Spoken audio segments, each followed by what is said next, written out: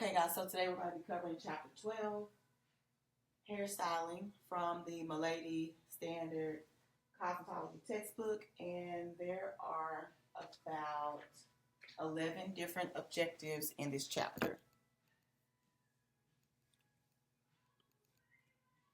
Objective number 1, explain professional hairstyling and how it can enhance your beauty career. Number 2, detail the steps for an effective hairstyling consultation. I am going to take a little minute to make sure I pull out golden nuggets for the various types of consultations that you're going to do in hairstyling, because your consultation for an updo is going to be different from a consultation for maybe a regular thermal style or press. Number 3, describe the professional hairbrushes, combs, implements, and their specific uses. I'm going to highlight the names of common combs and brushes so that y'all know those. I'm not going to spend a lot of time on the different types of combs and brushes, though. Okay? That may be something that you're going to have to go back into your textbook and read upon a little bit more thoroughly if you like. Number 4, identify the types of styling aids and their many uses. I am going to take a little time to make sure that you guys understand the different styling aids, like a pomade versus like a heat protectant, versus maybe like a foam wrap or gel for styling. Number 5, explain the features and benefits of professional blow dryers and safety precautions when using them. So the chapter does talk about the parts of a blow dryer. We're going to take a look at the diagram of a blow dryer just so that you know the proper terms for the parts of it, so that in case you're in any of these professional settings, you are calling the right pieces the right things. And then I'm going to skip that part that talks about the different type of motors in the blow dryers. I'm going to let you guys go down the rabbit hole by yourself on that. Okay? I don't think that's going to be, I don't want to say it's not super important, but I don't want to spend too much time on that. Number 6, describe the different types of thermal irons used by salon professionals, including their safety precautions, and demonstrating curling iron and smoothing techniques. We definitely are going to break down types of thermal irons. We're going to manipulate in class Marcel iron so that y'all at least can have that skill and be able to practice it if you like. We're also going to talk about the different barrel sizes so that those of you who are already styling hair, or if you're building your repertoire with styling, you'll be able to better select the right type of tool for the job. Okay. Number 7, discuss thermal pressing in terms of types of pressing tools, products, and procedures. I don't know, the tools for pressing is pretty standard. It's a pressing comb. The procedures, I think there's two different types of presses. So I'm going to make sure y'all understand that part. And then number 8, describe and demonstrate natural texture styles. So the text does talk about styling for natural hair, meaning curly hair, coily hair, or extremely coily hair. And number 9, describe and demonstrate curl formation and teasing techniques. So in class, we'll be working with like your hands-on portion. You guys already get lots of practice with natural textured hair. And then we get some practice with curl formations, but we are going to talk about types of curls, mobility of your curls, taking your curls in different directions, and the different types of curls there are for wet and thermal styling. And then number 10, explain the different types of wet sets and demonstrate how to perform them. So basically your wet sets are going to be going to include things like finger waving, or maybe your roller sets, maybe doing wet pin curls, anything that's done wet and molding, wrapping the hair, anything that you do wet and you sit under the dryer to dry would be considered a wet set. And then number 11, describe the importance of updo preparation, sectioning, pinning the hair, balance for your updos, and creating 2 foundational updos for long hair. You guys will be practicing updos in class this week as well. So those are all of your objectives for chapter 12. Okay, so we're going to start with objective number 1 for chapter 12, why study hairstyling. So what the text says is that all your clients are impacted by your skills as a hairstylist as well as a hair cutter, texture expert, or colorist. Their finished styles are the last thing that they see in your mirror and the first thing the outside world sees when they leave the salon. Looking good makes your client feel good and spotlights your styling abilities. Everyone's hair texture is different. You should be able to perform styling services on all hair textures with the skills and confidence needed to attract and retain any client. I'm going to skip over to page 357. And it just says that cosmetologists should study and have a thorough foundation of hairstyling and have a thorough understanding of hairstyling because hairstyling is an important foundational skill that allows you to display your creativity and deliver a client's desired specific outcome. And if you're following along with me, I'm on page 357. Clients rely on you to teach them about their hair and how to style it so that they can have a variety of options based on their lifestyle and fashion needs. Number 3, professional cosmetologists should be prepared to work with and style every hair type. Styling techniques and product recommendations should always target the specific hair texture. So anytime you're recommending products, make sure that you consider the client's hair texture. They're needing you to be that expert. Also, clients look to you for special occasion hairstyles. Hairstyling skills enable you to help clients be as modern as they want to be. Proficient hairstyling skills make you a true hairdresser. And then lastly, learning basic hairstyling techniques is the first step in becoming a wedding specialist or participating in photo shoots or editorial work. So those are all of the reasons why you want to be proficient in hairstyling. Okay, so objective number 2, detail the steps for an effective hairstyling consultation. So I'm on page 358 if you're following along. Okay, so begin completing a consultation with your client. You probably have seen some of these, or seen or heard or learned some of these terms I'm about to say in chapter 7, properties of hair and scalp. So let me go ahead and put those up here. Okay. So from chapter 7, properties of hair and scalp, we talked about diameter. Remember, diameter is the hair's identity and meaning, fine, medium, of course. So that diameter is basically how that individual hair strand feels between your fingers, fine, medium, of course, okay?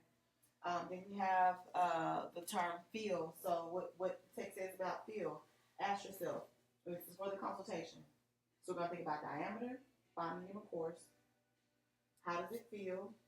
Does it feel oily? Does it feel dry? Does it feel hard? Does it feel soft, rough, or smooth?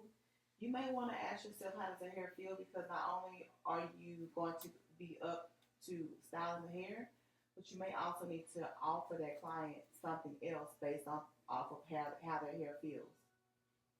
If the hair does not feel like it's in good condition to do whatever you want to do to their hair, you may need to recommend maybe a protein treatment, high oil treatment. Also, if the hair feels rough, does it need deep conditioning? Also, during the consultation, you need to ask yourself about the pattern. So, is their hair straight? Is it wavy? Is it curly? Or is it coily? Because remember, the pattern of the hair affects the hairstyle. Density. You want to look to see if there are any areas that are thin or that are mainly where it's thin. Most people do have different densities, hair densities on their scalp, so you may have to make adjustments per client based on density in different areas. You want to look at the condition. You want to check for any kind of damage or breakage. For clients with previously braided styles, you want to check their hairline and see if they have any kind of traction alopecia, which comes from excessive pulling, tight tension braids, or tightly sewn in or braided in sewn in. You want to ask yourself about the length, okay? So you want to make sure that the hair that the client has is long enough to be able to achieve the style that you're going to be creating for them, or do they need extensions? Um, Ask yourself about porosity and elasticity. Porosity is how well the hair absorbs and retains moisture. That's a definition you definitely want to make sure that you know. Elasticity is how well the hair retains a hairstyle. So porosity is the ability to retain moisture. Elasticity is how well the hair retains a hairstyle. Okay.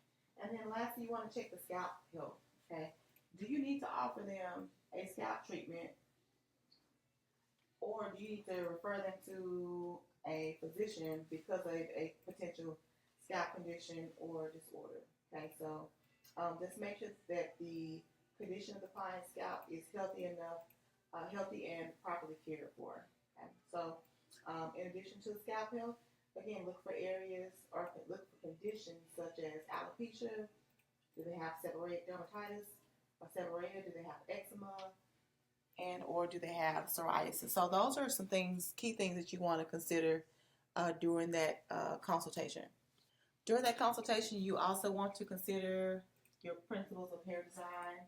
We started class today kind of reflecting on that chapter 9. So we talked about lines, different lines that you're going to use to create your hairstyle, types of lines, curved lines, straight lines. We talked about what vertical lines do for your hairstyle. Same thing, horizontal lines. We also talked about your different, we talked about form, space, texture, use of color.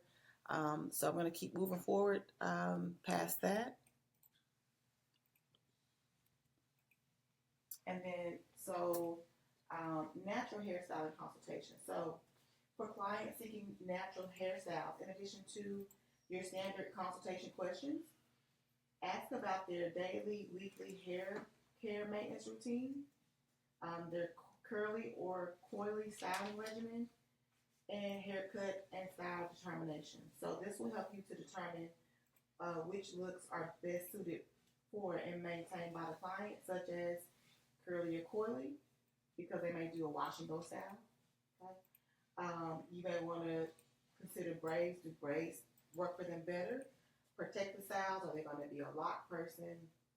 Natural textured sets or naturally textured styles? Those are going to be more options. And then for braids and braid extensions, we'll cover that in chapter 13. So when we're talking about consultation for your natural hair clients, on page 359, it gives a good list of 10 good questions that you might want to consider asking your clients. So you want to know, do they generally go to a professional to get their hair cared for and maintained? What is their weekly maintenance routine for their curly styling regimen? How often do they cleanse and condition their hair? Because some of your clients are going to say, oh, I co-wash every day or every other day, or I only shampoo my hair. They might say, I only shampoo my hair every 2 weeks. You might want to help them change that mindset. You want to know what kind of shampoos and conditioners they're using. Are they using shampoos that are sulfate free? You want to know if they're applying any kind of oils, or do they apply oil treatments to their hair and scalp? Generally, that's a really good question for your clients that have curly and coily textures. Also for your clients that have damaged or color treated hair as well. You might want to ask number 6, what styling products are they currently using? That way, if you need to recommend something better or different, you can. You also may want to ask them, do they know how to properly apply products? Because that's a big thing for clients. They may be overusing products or maybe not using enough. They may not be saturating their hair with water enough for their product to work, but it really depends on your client and the porosity of their hair. You want to ask about what kind of detangling tools are they currently using, especially if you notice that they have like broken ends or split ends or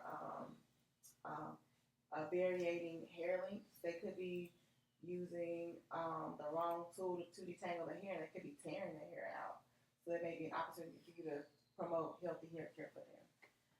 You might also want to know, do they use heat application, such as flat irons, hot combs, blow dryers, and curling wands, because there are going to be some clients that prefer not to have those hot tools used on their hair. You also want to know when's the last time you had your hair trimmed, or even when was the last haircut, and then also ask if they're You'll be able to tell this one if they're transitioning to their natural hair and how long they've been transitioning. So you'll be able to tell if the client's transitioning from like a relaxer to natural hair, because the ends will be more straight, and then you'll have their natural texture at the new growth. But also too, they may not be transitioning. They could just be, they could be. They would be transitioning in a different way. They may not be transitioning from like a chemical to natural. They may be transitioning from being a straight natural to just the no heat wash and go natural. So they may have straight ends due to chemical or due to over processing with heat as well. Okay, so those are the key things you want to consider for your natural hair consultations. And then once you know your client's regimen, you can then provide different instructions for them. You can also help them to preserve the health of their hair. And then it does give us a definition of co-styling. So co-styling, it says equally important are instructions for preserving natural hairstyles with co-styling, which refers to using textured hairstyling techniques, typically performed at night, then covering their hair with a silk or satin bonnet or scarf to preserve a long-lasting style. So basically, co-styling is just setting your hair at night. For natural hair, they may wear their twist out, wash and go during the day, but at night they may co-style. They may put their hair in bantu knots or prepare it some type of way and tie it down with a satin bonnet or scarf. So those are key things about your natural styling consultation. So if there are no more questions about the natural hairstyling consultation, we have the special occasion hairstyle consultation, which you're going to still ask those same questions that we did in the natural hairstyling consultation. For your special occasion hairstyling consultation, you just want to have a clear idea of your client's expectations for their special occasion hairstyle. So ask them to describe how they envision their hairstyle. I like to say, bring me in a picture of reference so that we're on the same page, because what someone's vision in their head and how they communicate that to you may be different from what you receive when they do communicate that to you. You also want to ask them to repeat their message using pictures. So like I just mentioned, have them to show you a photo inspiration or photo reference. And if available, you might want to ask them to bring in photos of what they're going to be wearing that day for the special event. And then after you gather all the information, you do want to study their face. You want to study their face shape, because sometimes clients will bring in a picture of what they want, and then that particular style may not work for their own features, right? So that's where you are going to come in as a professional to give them as close to what their desires are, but you may have to tweak that style to fit their face shape or body type. So study their face, study their body shape, and also their style selection for that day. So that's really all that's different about your special occasion hairstyling consultation. Okay, so we're going to move on to objective number 3. Objective number 3 is describe professional hairbrushes, combs, and implements and their specific uses. So if you're following along, I am on page 360. So first, I would like to say that great tools and products makes it a whole lot easier for you to achieve your style vision. Also, the right tools and products help you to become or help you to succeed as a hairdresser. So choosing the right tool or product for the job starts with understanding the roles of the different styling implements and materials that we use. So we're going to start with types of hairbrushes. So while you will use several different types of professional hairbrushes throughout a typical salon day, there are going to be a lot of different choices of each type of brushes that you may use. And then it can be overwhelming. So we're going to break down when to use your different ones. And there's a chart on page 360. I'm not sure if you guys can see that in your ebooks or your textbook, but my slideshow shows the first three types. So our first brush is a vent brush. Okay, if you notice it has holes through, right, you use that definitely for blow drying. Okay, the vents that's in the brush, they speed up the drying time due to their vented brush heads, and they also have they have wide spaced pins for the air to be able to go through. Okay, they also create more natural styles because they do not force hair into a specific shape. So your vent brushes, they're different from round brushes. Round brushes are always going to give some volume and give some curls. So your vent brushes are going to just be mainly used to help the speed of the drying time. We have an edging brush. They're small brushes. They're made of nylon bristles or board hair, and they're used to smooth edges and to create quote-unquote baby hair after applying edge control. Then we have a wet and dry brush, meaning it can be used wet or dry. They have a pneumatic air cushion pad that glides through wet hair to detangle and refreshes your styles between shampoos. Detangling brushes help to reduce pressure on the hair and scalp, minimizing damage. So consider using this type of brush during your conditioning treatments because it's not going to snag on the hair as much. Then we have our styling brushes. Okay, looks almost similar to a vent brush. The only thing is there are no vents there. So for your styling brushes, these are classic brushes. They have a half round head. Okay, with a rubber pad for cushion and grip. They typically have either 9 rows of nylon tipped pins, so 9 rows. And these brushes are typically heat resistant. They're anti-static. They're also ideal for styling precision haircuts, providing any type of control styling and smoothing the hair. This brush provides a beveled blowout look. A beveled blowout look means that the hair is going to be straight, but the ends are going to have a slight curve or curl to it. And what gives the hair a slight curve or the curl is the base, because the base is half round. Then we have a paddle brush. Your paddle brushes have a large flat base with an air cushion pad. You're going to use your paddle brush. It's going to be great for mid-length to longer hair. Again, they have ball tip nylon pins just like the styling brush. And this is good. This is the go-to for a smooth, flat blowout. This also, your paddle brushes can be used on all wave patterns to smooth, highly textured hair's cuticle layers.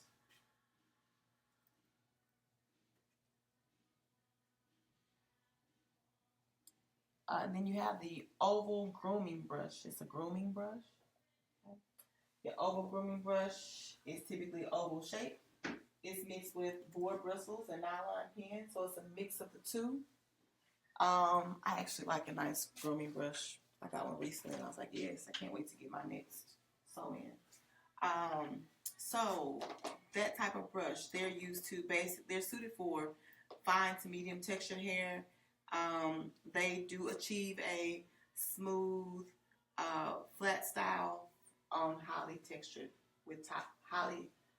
hair. So I do like a nice grooming brush. It's going to be like your everyday add luster, groom yourself, polish your hair, reform your hairstyle type of brush. Then we have our round brushes. Again, round brushes, they do have vents in between them. Your round brushes, they come in different diameters, meaning different sizes. And you're going to choose the round brush when it comes to those. You're going to always choose the round brushes based on the desired finish style, the length and the texture of the client's hair. So smaller round brushes can curl the hair, and then larger round brushes are generally going to be used for volume and for lift. So you're going to choose your round brush diameter just like you would determine which kind of curling iron you're going to use for the style. For your round brushes, they come with different bristles. The bristles may be nylon, they may be made of boar, or they may be a combination of both. Okay, so a little bit of plastic as well as a little bit of boar bristles, almost like that grooming brush. And then you have a detangling brush. This just helps to minimize damage and split ends. It reduces the pressure that's used to detangle. And then lastly, we have a teasing brush. Teasing brush is used to basically add volume to the hair. You may use that with a lot of your updos or your special occasion hairstyles, or you may even use a teasing brush for someone that has like thin hair, but they need a little bit of volume or cushion at their scalp so that you can finish forming their hairstyle. Those are the various types of brushes. Then we have our different types of combs and picks. So your combs and picks, they are used to distribute and lift the hair. They come in various sizes, shapes, and they come in different many sizes and shapes to adapt to the styling options that you're going to need. So there's also a chart, just like we had for the brushes on page 362 if you're following along. So this first type of comb, our styling comb, if you look at it, notice it has like smaller little teeth in between here. So you can use this for teasing. And then the picks are used for smoothing and also lifting your hair forms. So you may use this type of comb again for maybe your updos or styles that you're going to add teasing or some back combing to. The pick can lift the hair, like I said, to separate curls. And the teeth, they're designed to help you smooth out styles, but you can also tease with that type of comb as well. Then we have a cutting comb. Your cutting comb combs are also known as your all-purpose combs. Finely comb each cutting section and style the hair, so that's what they help us to do. One end has close set teeth. The other end has wider set teeth, and this gives you versatility in your combs. So as y'all are working with your combs, you do want to make sure that you're using both ends and using your tools as best you can to benefit yourself. Okay. Styling combs, you may use this type of comb for finger waving. Oh, sorry, wait. Sorry. I'm talking about a cutting comb. Cutting comb, you may also use it for finger waving, also sectioning and parting the hair. You may also use this type of comb for wet sets, also for thermal curling or thermal styling. Do you have a feather comb? They almost look the same, and they really are going to do the same thing if you ask me. But the text says that a feather comb is used to finish a style and produce different looks. Now, you'll notice a difference in the feather between your cutting comb, because your cutting comb is going to just be straight. Now, I wouldn't use this comb for hair cutting because you see how it dips down in the middle? It's not going to give you proper distribution of the hair. But they almost, if we're talking about styling, they're going to work the same. What else? They have finer teeth on one side, wider teeth on the other side. And I think that's as much as I need to say about your feather comb. Okay. Moving forward, we have hair picks. So your hair pick is used to lift and fluff out coily or curly textured hair. You can also use it to detangle very short hair, very short, highly textured hair. Maybe like for a man or a lady shortcut. Our wide tooth comb, again, is going to be your preferred choice for thick, curly, or wet hair for detangling. Then we have our tail combs. Tail combs, they are great to use in styling if you're trying to get precise parting or precise sectioning. They do serve as a styling tool. And then the tail comb. The tail of the comb can also offer protection to your clients with thermal styling. So I'll show you guys how to use your tail comb to protect your client's scalp as you're curling. Because it's going to serve as like a barrier between your client's scalp in your hot tool. And then lastly, we have a teasing comb. So they come in different designs. They generally have a tail so that you can part cleanly. And then they also, this comb does have alternating shorter and longer teeth just to help you tease or back comb or push that hair towards the scalp.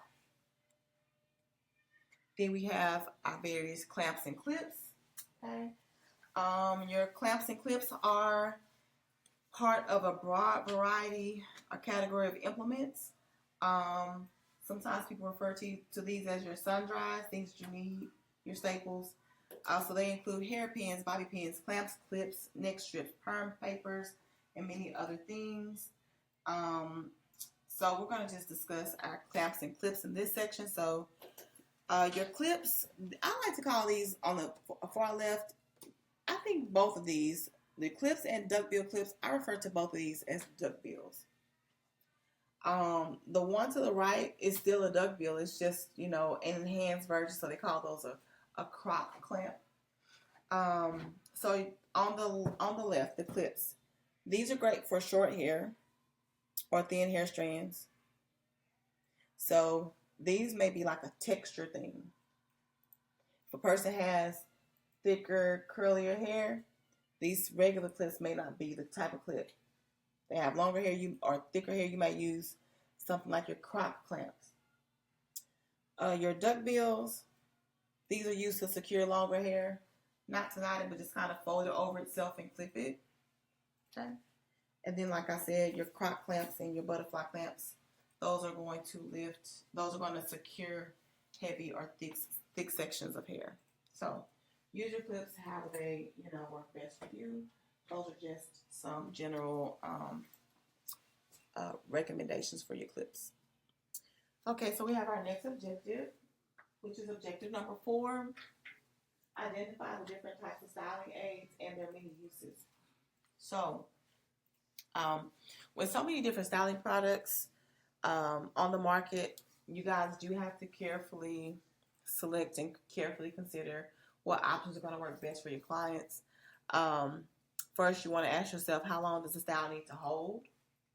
Under what environmental conditions? So are you guys in a dry area? Is it humid? Is it going to be windy? Is there high sun? Okay, will the client be wearing the style?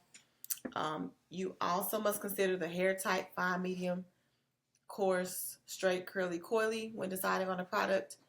And then your styling products are going to range from a lighter hold to a heavier or firm hold. And then some of your styling aids are going to leave the hair stiff, while others are going to leave the hair more pliable. Pliable means like you're going to be able to work with it and manipulate the hair. All right, so styling aids that we may use, hairspray or spritz. This is going to be something that's quick drying, high alcohol content. So if your clients already have dry hair, damaged hair, breaking hair, hairspray or spritz may not be the choice for them. And what the text says is hairspray and spritz are a quick drying liquid delivered to the hair via a spray bottle. It comes in various formulas and hold to aid in all stages of styling. Your hairsprays or your spritz, they do contain polymers in a solvent. And so after the hair is sprayed, the solvent evaporates, leaving behind a stiff layer of polymers. The word polymer means that something is going to stick together. There's going to be a linking of two things. And so it leaves behind a stiff layer of polymers that holds the hair in place. Okay. For your sheens are oil that gives hair a luminous appearance during and after styling. This can be used on all hair types and is offered in many varieties, so ranging from an aerosol sheen spray in a can to spray bottles. So again, they're also referred to as shine sprays, or maybe even a gloss. Then you have natural oils or styling oils. Those are a lubricant that adds shine and gloss to the hair. Natural oil is delivered from organic materials. So examples of your natural oil is going to be like jojoba oil, grapeseed oil, coconut oil, or castor oil.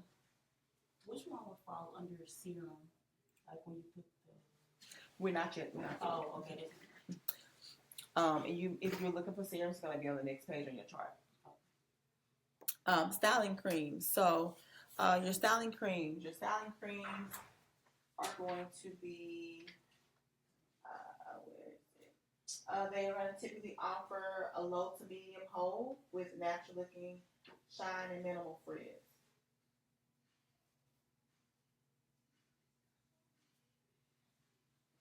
And then we have our gels. Your gels, they are going to, they're basically a thickened styling preparation.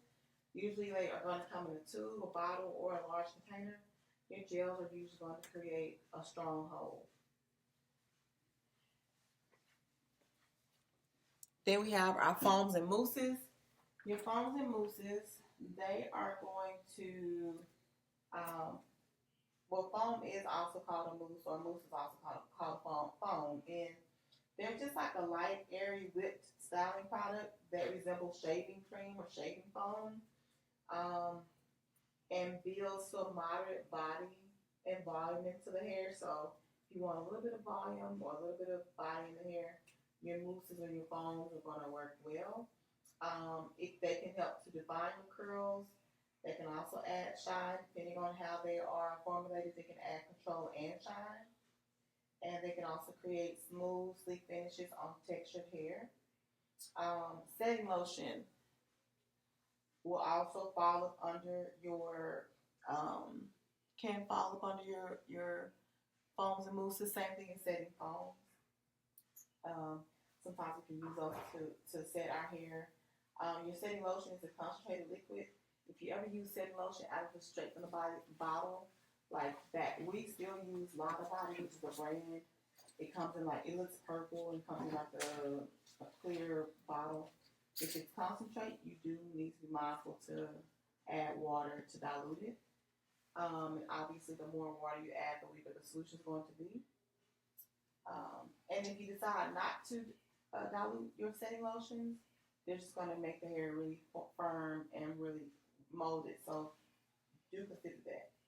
And then, like I said, your setting foams is almost can fall up under your foam or mousse products, because they too come out light and whipped. And a lot of times for our setting foams, we can use those for like your roller sets, your finger waving, your rod sets, 2-strand twists, basically everything that you want to set the hair with. So they're setting foams, they're setting lotions. It's really your choice on what you want to use for those two. Then you'll see some products called, or some styling aids called volumizers. They're always going to add volume. How we use those is we're going to apply it to wet hair. Okay? Usually you're going to apply those to wet hair. You may have some volumizers that you apply dry, but a lot of times if people want volume on dry hair, they may just use like a dry shampoo. And then our serums, those are also known as silicones. Your silicones are going to add gloss. They're going to add sheen while creating textural definition. So your silicones are going to be, they're going to work a lot lighter than your oils. That's probably going to be your go-to. They're going to give you shine and also help you to smooth out hair. Your edge controls, edge control is going to be usually used on highly textured or chemically relaxed hair to smooth and control fine hair around the face's perimeter, also known as our baby hair. It's similar to pomade, but with a more of a pudding or gelatin-like texture, and they also are thicker. They have a thick viscosity. So viscosity means the thinness or thickness of a product. For your edge controls, they have a thick viscosity. And then they're going to offer hold and produce a sleek finish. And then you have pomades. Your pomades are always going to be a greasy, waxy, or an oily styling aid. That's going to give the hair a shiny and sleek appearance, or either a matte finish. If it's going to give the hair a matte finish, it's probably going to say it on the container. So just be mindful of that. Most of your pomades are definitely going to be waxy and greasy feeling. And they are going to basically help to keep the hair in place with a light or firm hold. For pomades, you're gonna probably use pomades a lot, maybe on like shorter length hair, spike styles. Men may use pomades. They don't want to use a gel. They usually use gel though, because they like their hair to be hard. But for like a women's cut, they may not want their hair to be hard, but they may want that shape or that style to stay formed. And so you use a pomade because it helps hair to stick together. They help to preserve the style. So those are those few products. And then we have our prep and finish products. So heat protectants, obviously, going to help you to protect the hair when you're applying any kind of thermal styling to it, whether it's blow drying or using your hot tools like your curling iron, etc. Then you have blow dry styling aids. Those are going to be used to either enhance texture, add shine, make that blowout look more silky or smooth or refined. Because all blow dry products are not appropriate for all textures, you do want to probably have a few different options for your blow dry styling choices, your blow dry styling aids. You have your dry style enhancers there. That's also a thing. So you usually apply those to dry hair before you curl, after you blow dry, and before you curl. Or you may add it as an extra step during your comb out phase. So an example of that again may be like you're using a dry shampoo. If you want to add more volume to the style, and then working sprays versus finishing sprays. I love working with a working spray. The working spray is almost like a hairspray, but it's very light, and it allows you to still thermally style the hair and preserve that curl without making it tight or too firm or too crunchy like a spritz or a firm hold hairspray, if that makes sense. So working spray is designed to use while you're working with your hot tools. And then your finishing sprays are going to do just that. They're used when you're finished to keep the style in place. So if you want to read more on that, you can find that on page 365. And then I mentioned earlier the pomades. Pomades help to keep hair in place. So there are a few different types of pomades, like I was mentioning. Pomades you're going to use a lot on shorter hair like this, like his hair, this men's cut. Most men are going to go for a gel though, but some women might want to have a short style like this, whether we're talking about fine hair, straight hair, curly hair, wavy hair, or extremely curly hair. So your pomades, you may have a hair wax pomade, you may have a water-based pomade, which is not going to give you a strong hold because it's water-based. You may have a hybrid pomade that may be an emulsion, a mix of water and oil. They're good for creating mousse styles or less structured styles than your regular hair wax pomade, because those are very greasy, very slick. Also, I meant to say, for your water-based pomades, those are going to rinse out real fast, real easy. So, again, those are not going to give you as firm of a hold. Your clay pomades are going to be used for molding rockability. If you're using clay, the thing's going to be hard. You're going to be able to knock on it. And then hair paste pomades. Those are going to have a fairly stiff consistency that softens in your hands, and they have a low to moderate shine factor. Usually have a medium hold factor and are easy to apply to the hair. So those are basically all of your different styling products. Okay, so next up we have objective number 5. So explain the features and benefits of professional blow dryers and the safety precautions when using them. So your blow dryer is usually the first power tool you use when styling your client's hair. It can be the only tool You use by drying and styling damp hair in a single operation from beginning to end, which is a technique called blow dry styling. So anytime you bring someone in, the only thing that you do is shampoo and blow dry and style them and let them go out the door. That's called blow dry styling. Okay, there are some. That's what they do in most of all the blow dry bars, unless they want to add on like a thermal curler style with like a flat iron or curling iron. So I was trying to see if there's something else I needed to say. The blow dryer, it can also create a flawless base for a style. So the market is flooded with different types of blow dryers, enough to confuse a person. But again, I'm not going to go into all of the AC motor things about a blow dryer. I'm going to just break down the parts of a blow dryer, and then we're going to talk about the safety precautions. The text does say,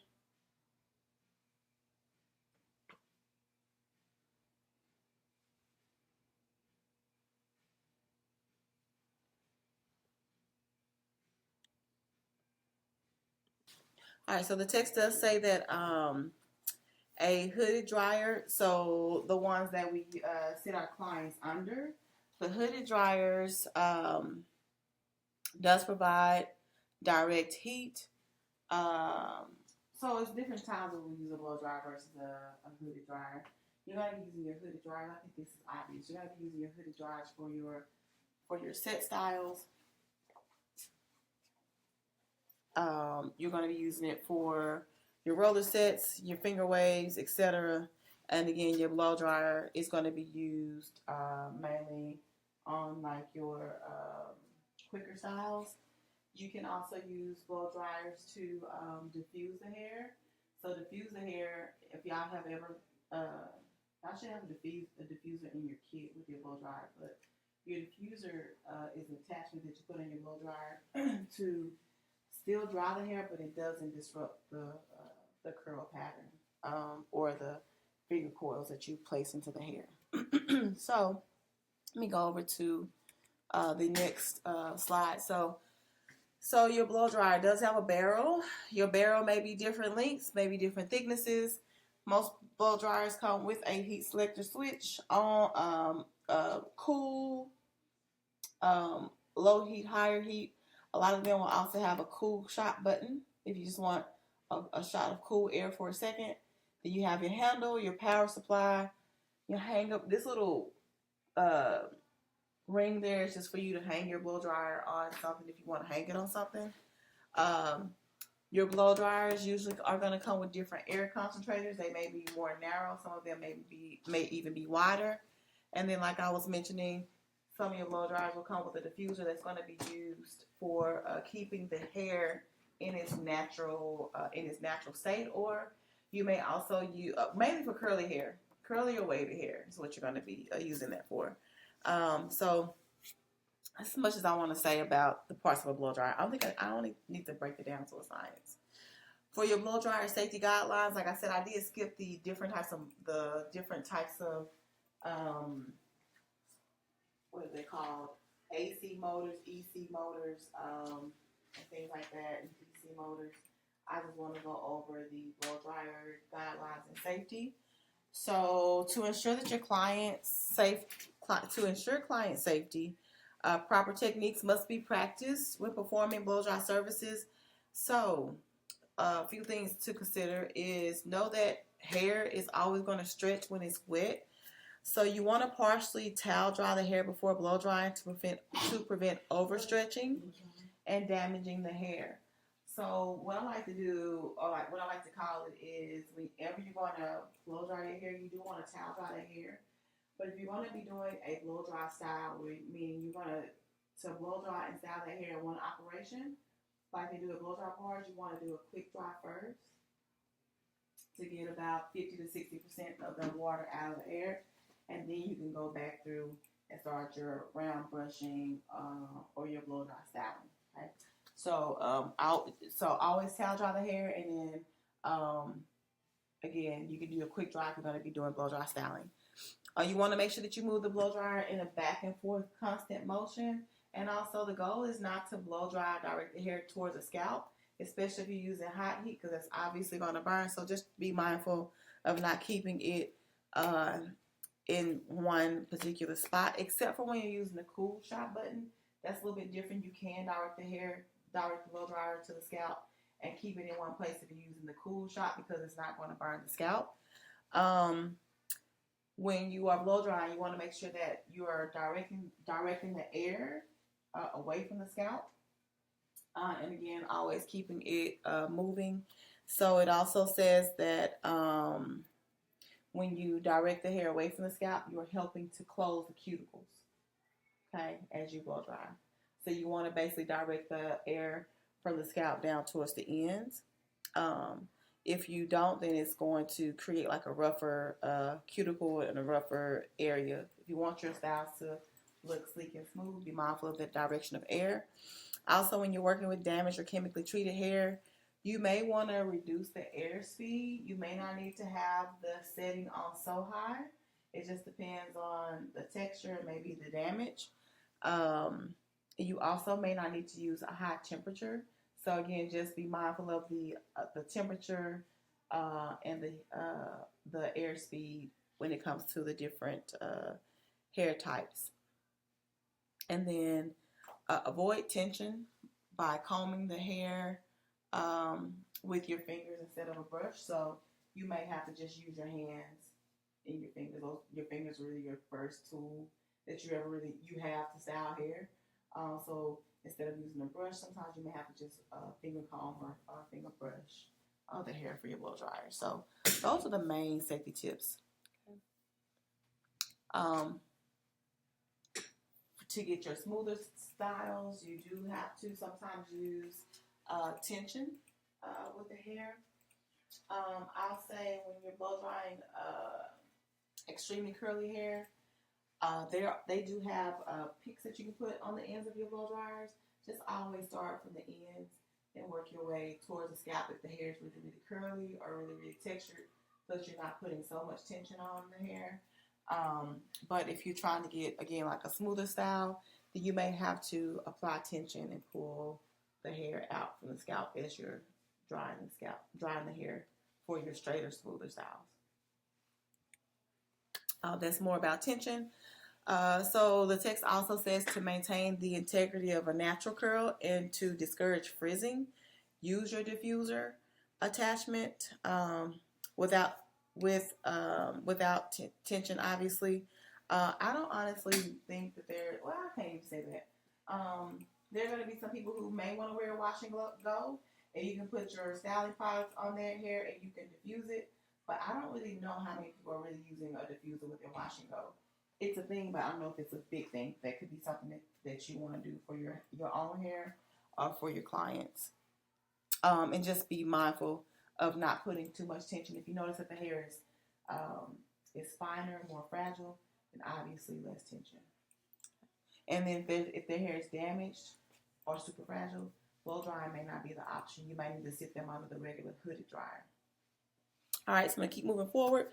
So then we have our thermal irons. So your thermal irons, we can use our irons to wave the hair, to curl the hair. We can also use our irons to straighten the hair. Anytime we use our hot tools, that's called thermal waving and curling.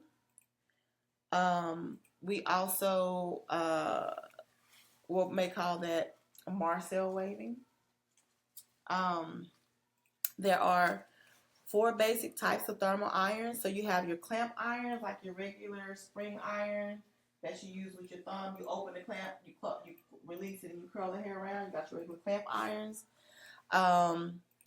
Then you have your clamp-free irons. They don't have a clamp. It may work more of maybe like a wand, maybe even a wand. You have your flat irons, and then you have things like crimping irons. And so, I need to find this in the textbook. I want you guys to take a look at the parts of your iron. It's on page 372. So all of your irons all thermal irons have 4 basic parts to them. So you have a rod or either a barrel, and that's what we actually wrap the hair around. Then you have a rod handle, which is what you hold in your palm. And then for most of your rods or most of your irons, you're going to have a shell. We're talking about a Marcel. You're going to have a shell, and you're going to have a shell handle. I'm going to go grab a few Marcel irons really fast. So your different irons that you decide to work with are going to come in different barrel sizes. They're going to create different curls, so that's what you want to be mindful of. And I'm looking at the chart on page 3, the image on page 373. So the smaller the barrel, the tighter the curl is going to be. The larger the barrel, the looser the curl is going to be. So that is going to be basically your guideline for using your different curling irons. Notice, I think in y'all's kits, y'all might get like a 1-inch barrel iron. We do have different barrel sizes. Sometimes students like to go for like the larger barrel sizes and then wonder why their hair doesn't have as much movement as you want. So obviously, if you want more movement in your hairstyle, then you're going to use a smaller iron. You also have to decide you have to determine what length you need for what barrel size you need for the length of hair that you're working with. All right, so I'm going to keep moving forward. So I already talked about clamp irons. You have your spring iron that you use with your that you clamp with your thumb and you feed the hair through, and then you have your Marcel iron. They do have electrical ones, or you have your ones that go into a stove. I don't know if these are as commonly used these days, but those are the two types of clamp irons. So basically, your Marcel iron is a clamp iron.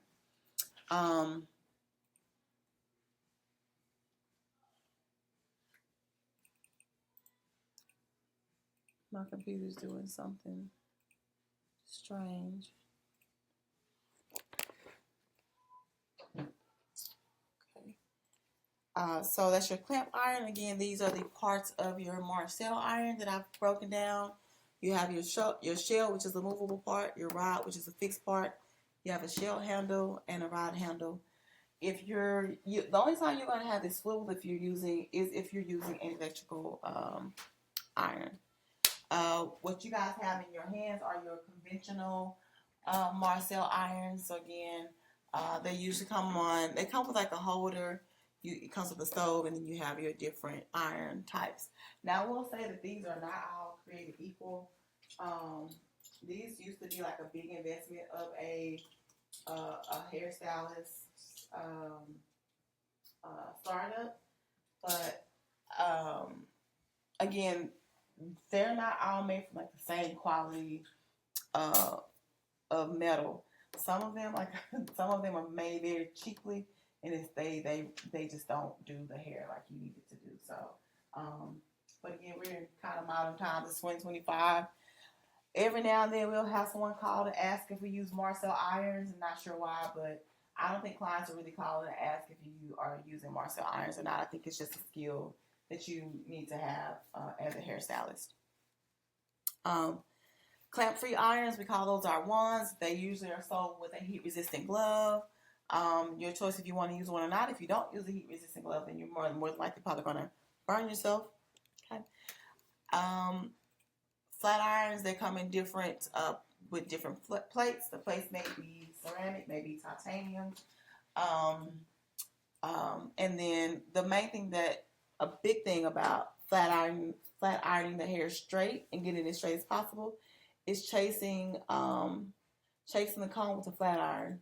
Sometimes people put the comb on top of the flat iron. It's like you're working against yourself. If you chase the comb with your flat iron, the comb smooths out the hair before the heat hits it. So that's the proper way to use your flat iron. And then we have crimping irons. Those are used to put waves or crimps or movement into the hair, put rhythm into the hair. Whenever you're crimping, just like when you're curling, you're usually going to work from the nape of the head all the way to the front, and you can put as little or as more volume as you like. There is a such thing as thermal iron safety. You probably are going to have a question about your thermal iron safety. So when it comes to keeping our client's hair safe and keeping our client safe while we're using our irons, when you test, you might want to add this to your notes, how to test the iron temperature. You want to either clamp it on a white cotton towel or either a white like tissue, like a neck strip. And you want to clamp it down for at least 5 seconds. And then if that iron scorches that towel, meaning it turns that towel brown or turns that paper brown or burns it, then that iron is going to be too hot for the hair. That's how you test your irons.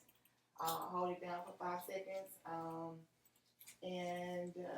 Again, an overly hot iron can scorch gray hair. So for your clients, for gray hair does seem to be like more resistant and thicker texture, but you can still scorch it. And if you scorch it, it's gonna be scorched. It's gonna look scorched forever. So make sure you're testing your irons. Also, just make sure that you're always handling your irons carefully to avoid burning yourself. When you're done, place your hot irons in a cool place.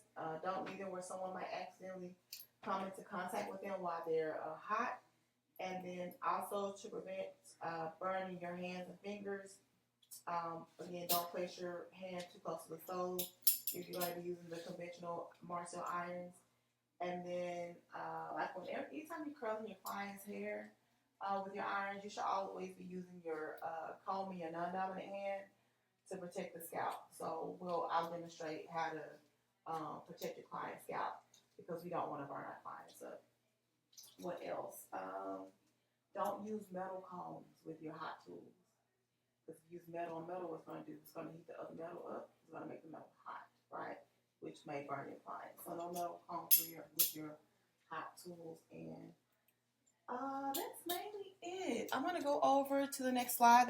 It shows our general heat parameters. I would recommend that you take a picture of it, screenshot it, add it to your notes.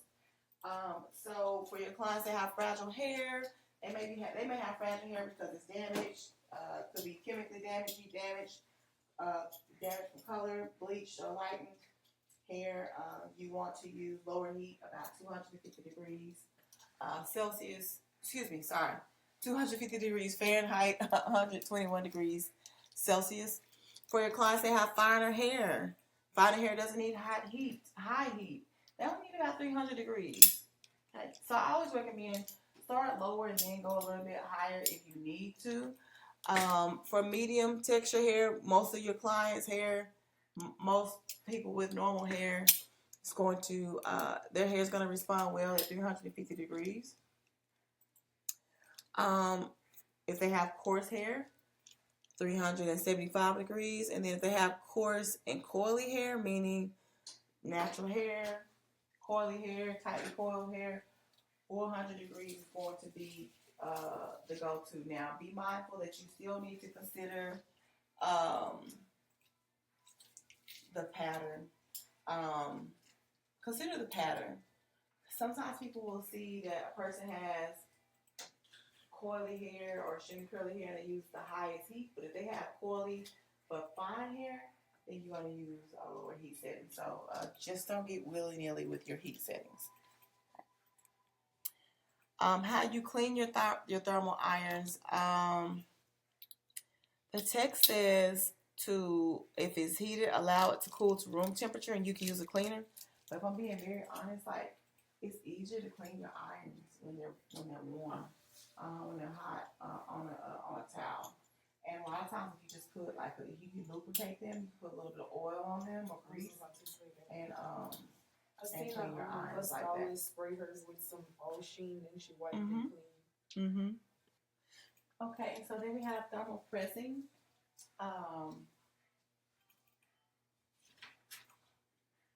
So just like clients with straight hair who want curly hair, there are clients that have curly hair that want straight hair. Types of thermal presses. Okay. You have a soft press. If I can get to it. A soft press is going to remove about 50 to 60% of the curl. You need to know that. I promise you're going to see that on a test. Okay. So your soft press is going to remove about 50 to 60% of your curl. A medium press is going to remove 60 to 75% of the curl. And then anytime we're doing a hard press or double press, that means that you're going over that hair strand of that section more than once, probably 2 times. That's considered to be a double press. So when performed properly, hair pressing temporarily straightens all textured hair, including your curly, coily, and highly textured hair. A pressing generally lasts until the next shampoo. With base touch-ups, sometimes required between full services due to perspiration and other factors that cause a curl reversion. Hair pressing also prepares the hair for additional services like thermal curling.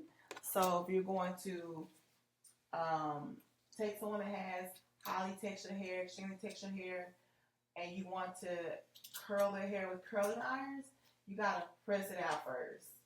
And depending on their texture, you may have to do soft, medium, or double press. And then you can come back with your curling iron of choice and put movement into the hair that way. That makes sense?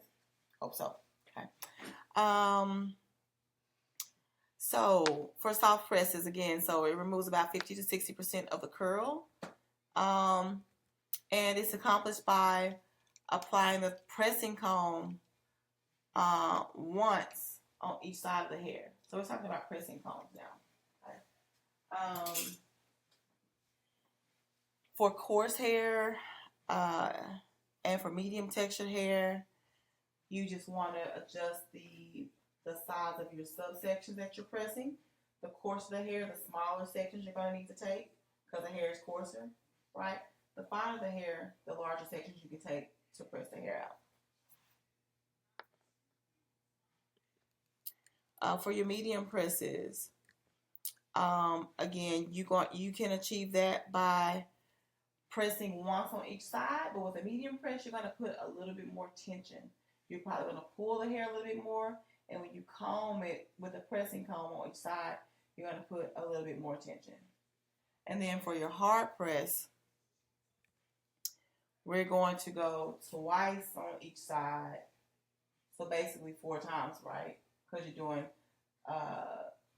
and more tension. So you're combing the top side twice with tension and combing the bottom side twice with tension. Okay? So think about your pressing and your blowouts on your people with curly or coily hair. You need to ask them how much they love their curls. Because if they're going to be getting presses all the time or silk presses all the time, then obviously their curl pattern is going to elongate. It's not going to bounce back like they want to. And I have definitely seen and heard people complain about going to various salons, getting us what they call a silk press, and then their hair, their natural curls not reverting back to the way that they want them to. So you do have to be mindful of the texture and also what the client's desires are for their hair long term, so you can recommend the best thing for them. Okay. All right, so moving forward, I think we know what pressing combs. What pressing combs look like, but they're made of brass. Okay. Depending on what they're made of, some of them are going to hold more heat for a longer time than others. And then you still need to test your pressing irons, your pressing combs with that hot towel or that tissue paper like you do with the irons. You just won't be able to clean it, but you got to at least sit it on there for about 5 seconds on that paper or that towel to see if it scorches. Okay. Let me move forward.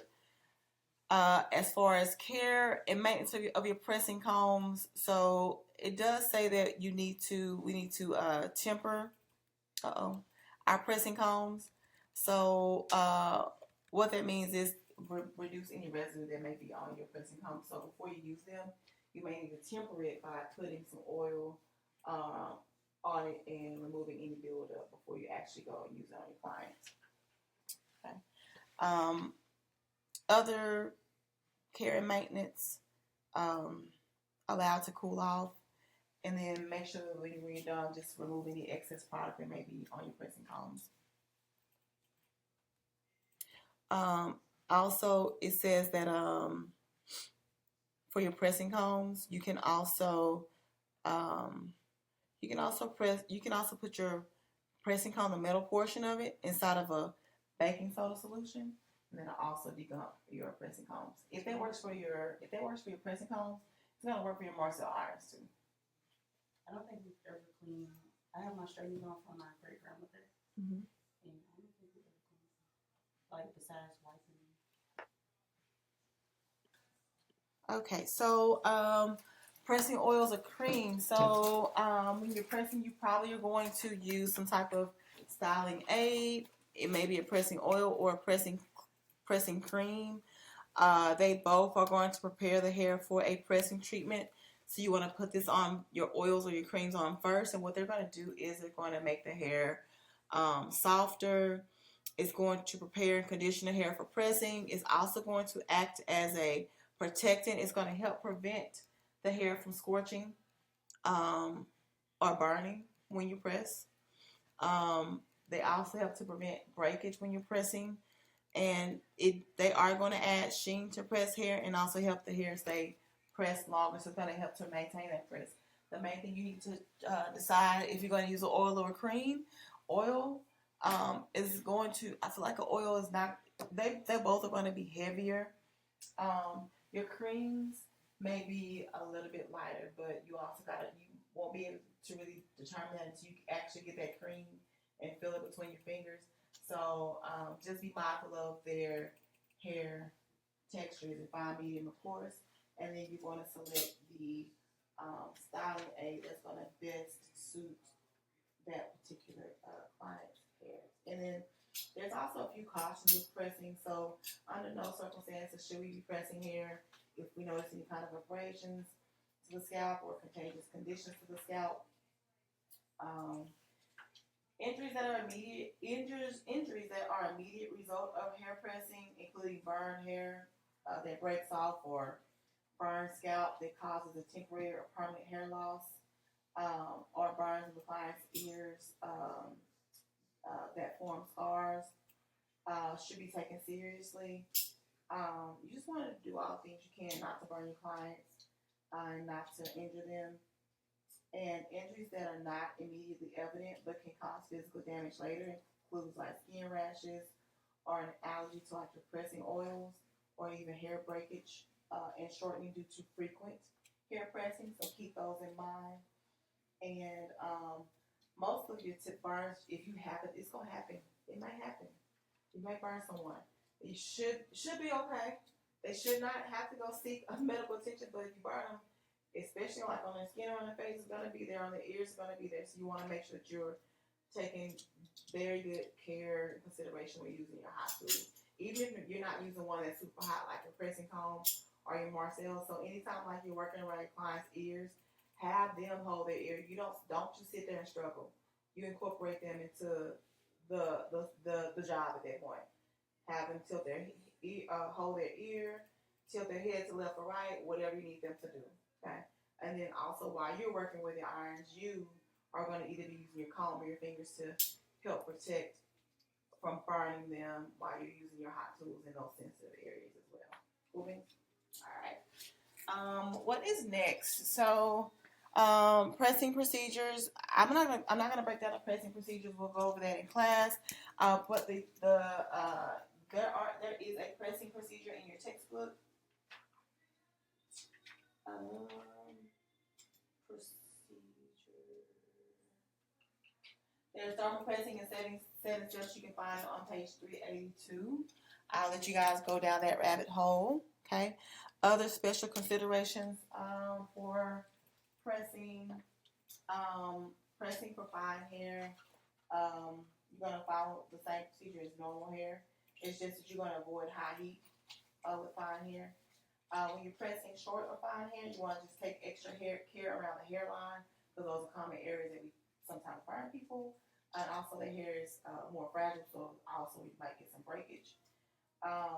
When you're pressing coarse hair, you do have to gotta put some elbow grease in it. You gotta put enough tension to stretch the hair out, and also enough tension with your iron to get the hair smooth.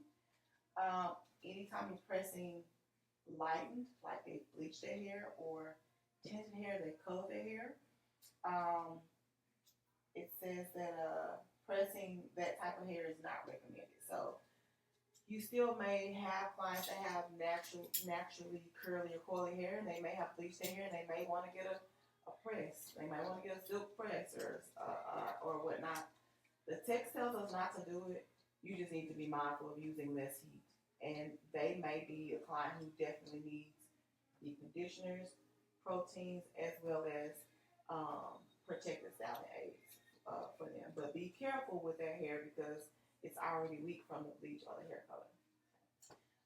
Pressing gray hair.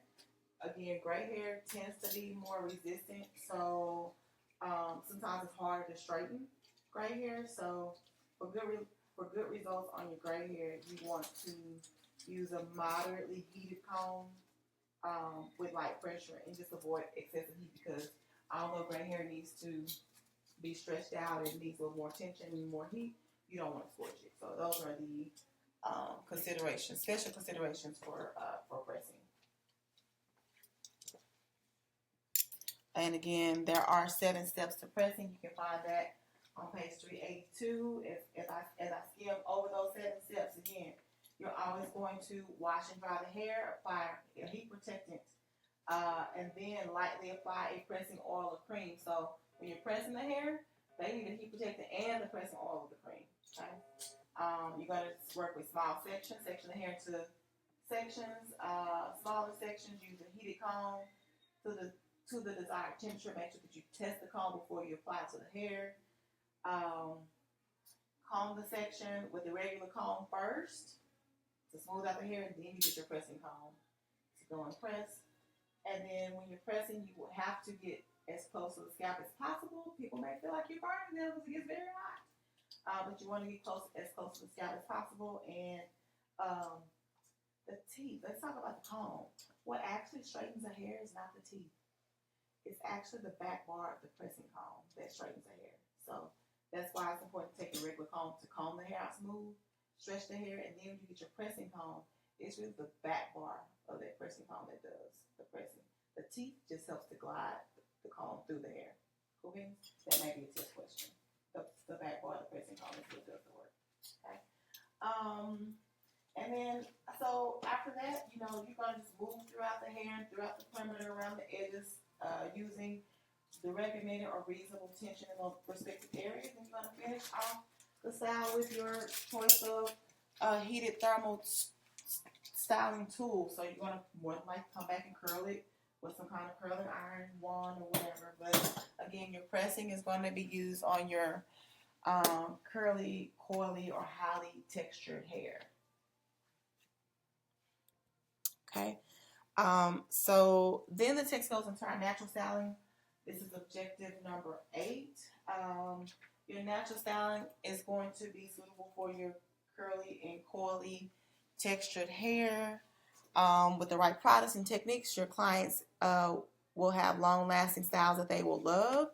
So again, your natural hairstyling skills can be applied to any great style and does not use chemicals or alter the hair's natural texture, natural coil or curl pattern. So we are going to talk about product selection and then different methods for styling curly and coily textured hair. So the ultimate goal, again, is a long-lasting curly or coily style with a quick and easy regimen. Sometimes your clients are going to do a curl and go or a coil and go methods, which achieves a free curly or coily defined texture using products and manipulating your fingers. So if a client comes in and says, "Oh, I just want to do a wash and go," yes, you're going to shampoo their hair, but you're not going to just put product on it and let them go. You're not going to do that. You're going to shampoo their hair, apply product, and then you're more than likely either going to go through a finger coil the hair. It can be large sections or small sections, or you may coil the hair with a comb. Okay, so Some people think that a wash and go is just putting product on and going. You have to define the curls for the best result. Product selection. So, all textures need something that's hydrating, something that's hydrating and moisturizing, and water-based products. Okay, water-based products are going to work for your coily and curly texture hair people because the hair just soaks up water. It needs anything hydrating is going to be great for it. So all textures need hydrating and moisturizing water-based products. For your wavy and coily textures specifically, they need lightweight water-based products or with light humectants. So still water-based products, but light humectants. For your very coily and coily texture, they need a combination of things. They need a combination of water-based products and moisturizing products, but they also need some oil because their hair is more coily. So you need that oil to help seal in that moisture. These people usually tend to feel more dry, so that's why they need a combination of things. Your tightly coiled textures in your afro or your highly textured clients, they need heavy moisturizing products, and they also need things like butters and essential oils. So heavier oils, heavier butters for their hair. Okay. But in essence, hydration and moisture is going to be the key for your coily and curly textured hair clients. So in this client here has curly hair, but it's not highly curly hair. So for her hair texture, you may rake through the hair with your fingers with some product. You may also scrunch the hair, and then this client will be one that's going to be a good candidate for your diffuser because she might want to still wash and go, but you have to do something with your fingers to manipulate the hair before you let her go, right? That makes sense? Okay. Then you may have your more coily clients. You're not going to be able to scrunch. Don't do that to them. Don't scrunch their hair. Because it's going to look a mess when they leave. So for your coily texture hair, you may need to go through a section and just palm roll the hair real quickly. Doesn't have to be anything super meticulous. You just might need to go through and palm roll, or you can also go through and finger coil the hair. Your sections can be as small or as big as you want. But guess what? You can do these two methods on people that have wavy hair too, and you could have done it on this lady right here too. You can do finger coils on her. Scrunch it, let it dry, and then she can pull it out. She's gonna have volume. Make sense? We're not gonna do it the opposite way. We're not gonna do a scrunching on these two. It's not gonna work. So your coily people, palm roll them or finger coil them. Okay. Caring for the hair, they're gonna wrap their hair at night. Again, they're gonna probably what they call it. I said earlier, co-style their hair. So before they go to bed, they're going to do whatever they need to do. Pin the hair up, put it in bantu knots, do some finger coils or whatnot, and protect the hair with a satin or a silk scarf or a bonnet. Shameless plug, y'all, I hate bonnets. I wear bonnets. Okay, never mind. Moving forward. Natural hairstyle versatility. So natural hair does have a lot of versatility, especially for men. I like a nice man bun with taper sides. It works for some, doesn't work for others. The guy may end up wearing just tapered or faded sides with curly hair on top, or they may wear an afro. So again, just because they're a man does not mean that we're going to change up our products or our techniques to style their hair. So these are still coily people. Finger coils, palm rolls. I don't think I would even scrunch his hair. The bun. He might have too much tip movement. Another thing that you can do for guys and women if they have short hair, you can use the sponge technique. The hair just has to be wet, and you simply put a styling aid in there before you sponge it. And what it does is the sponge just helps to go in and redefine the curls or the coils in the hair. Okay. Some sponges are double-sided, so one side may have smaller holes, the other side may have larger holes, so it just depends on like the effect that you want it to have. If you want the curls to be tightly coiled or loosely coiled, then you'll use the different sides. And also you can sponge on dry or wet hair. I think it works best on wet hair and then you let it dry. If you sponge on dry hair, it makes it look frizzy in my opinion, but you can sponge dry or wet hair. Okay. Other styles that we may see, Bantu knots. I think this is a cute double whammy style because the Bantu knots can be a style by itself. They can wear that for a couple of days.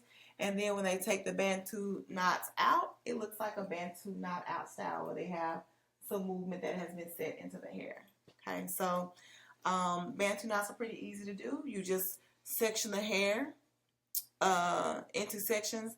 You can be as creative as you want with your parting as long as it looks right on their face type and their head shape, right? And then you just take the hair, twist it, and wrap it around like a little bun, okay?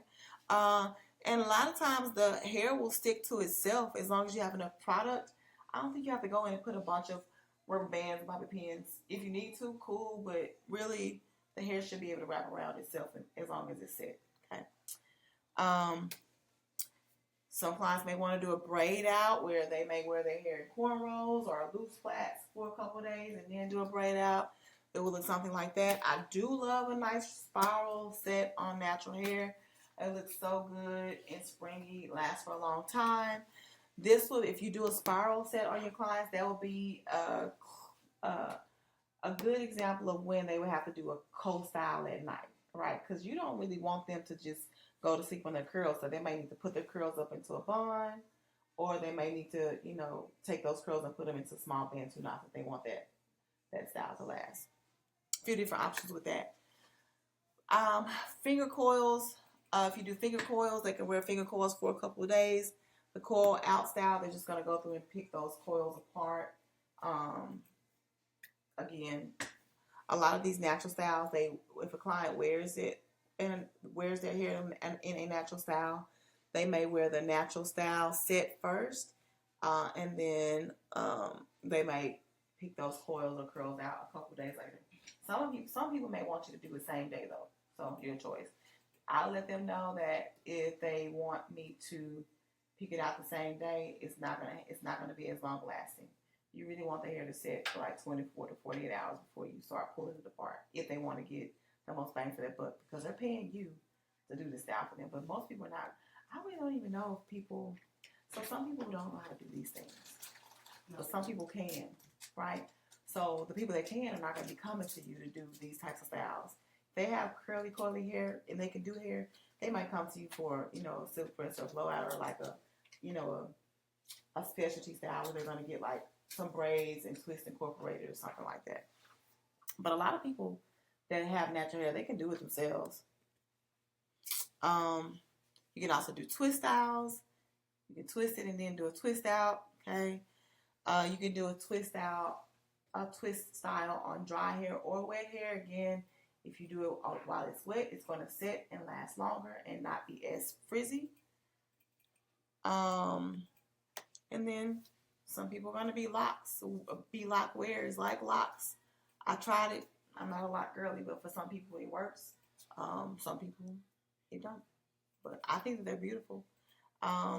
People who have locks, they too need maintenance. So you do have, but there has been an influx of locticians and lock stylists, lock extensions, and all the things. So that is another avenue to explore if you are into locks and styling locks. Okay. I'm gonna leave this chart here. Let y'all snap a picture of it if you are that lock girly. If you want to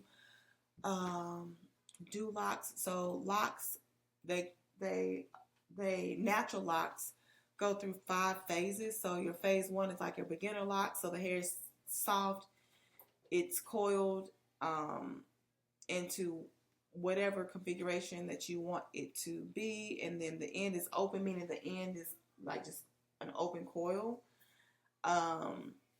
They are going to usually look very fresh, like a coil out, okay, or finger coils.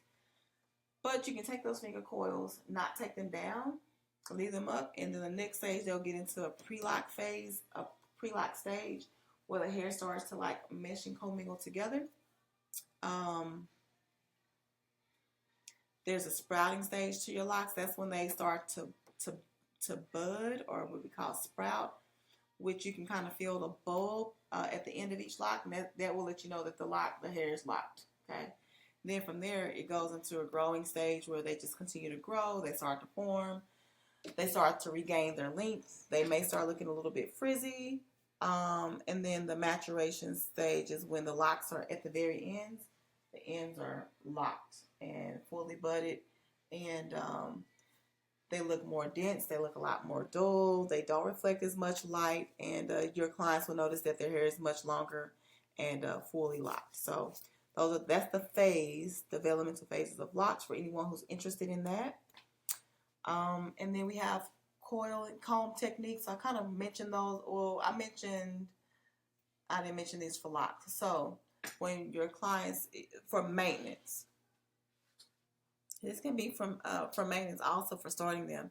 You can do a comb. It says spiral hair with a comb. I call that like a comb method. I can't think of the actual term, but you can maintenance hair and start locks with twisting the hair over a comb. You can do it like that. And then as you twist the comb, you're supposed to pull the comb with tension as you're twisting that hair down. But again, I think that they're showing like a maintenance, because you can see the hair is already locked. So I think they're using that for maintenance. The finished lock. So after they take that comb and pull it down, for your maintenance, you should see the hair twisted and twisted over itself. So yeah, that's what your finished maintenance lock would look like. Aftercare for locks just looks like tying them up, keeping them hydrated. They're gonna look dull. There's no way that you can make them look shiny, because it's just matted hair.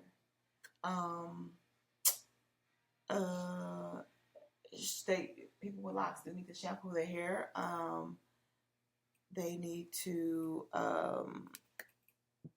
be detangled every 2 to 3 weeks if they start to blend together.